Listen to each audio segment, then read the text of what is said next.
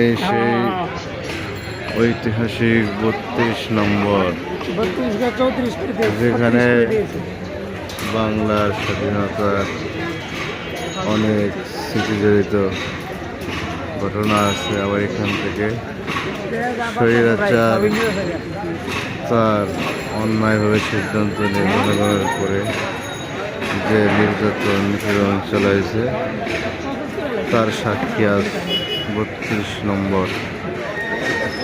সে থাকবে মানুষের ঘৃণা, ক্ষোভ সব কিছু এখানে আজ প্রতিফলিত হয়েছে।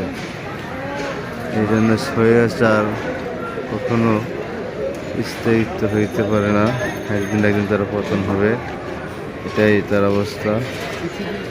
বেহারিরা সব লুটপাট শুরু করতেছে, আগুন জাল জাল করে জ্বলছে। ঠিক স্বৈরাচার মানুষের অন্তরে যেভাবে আগুন জ্বালাইছে, এখন স্বৈরাচারের অন্তরে সেভাবে আগুন জ্বলছে। খুব